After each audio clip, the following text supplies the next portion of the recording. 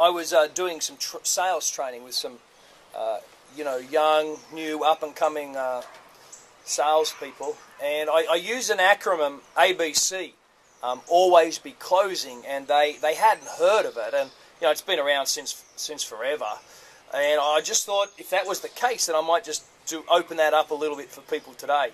ABC, always be closing. It's about an attitude of selling that puts the responsibility for communicating the value of your product on you as a member of the sales team. And so there's three key elements to it.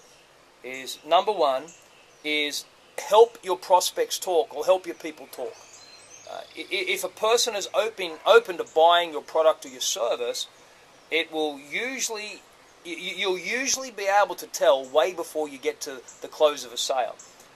If you listen to a person and find out what it is they're asking for, you're able to sell to them, not allow them to buy. And that's a key component there, is you should always be selling to your prospects, not allowing them to dictate buying. But I'm getting ahead of myself. So help people talk. Get them to open up. Get them to communicate. One of the key aspects to active and progressive selling is listening. Your ability to be able to hear what your client or the prospects wants and communicate your product's ability to be able to meet that need. Now, back to this second point that I just touched on, is sell, don't enable buying.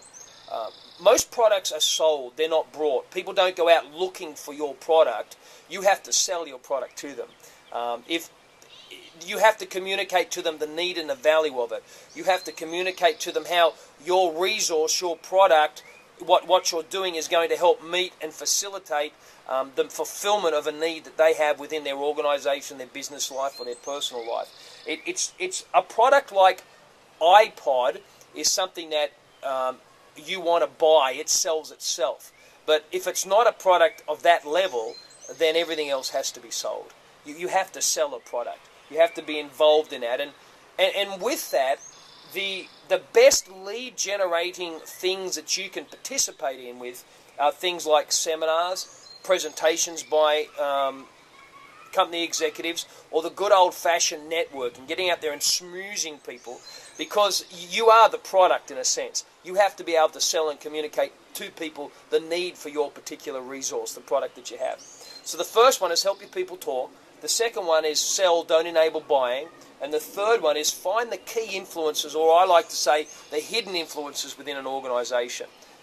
They might have innocuous titles like secretary, personal assistant, database administrator, or one of my personal favorite is customer service manager.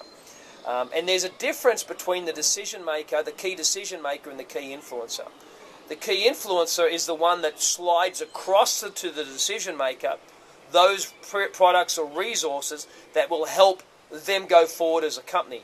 The influencer is the person who's already made a series of decisions before it gets to the decision maker about what products or resources, goods or services they're going to see come across the table at them.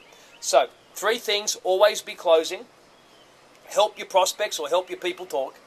Number 2 is sell, don't enable buying.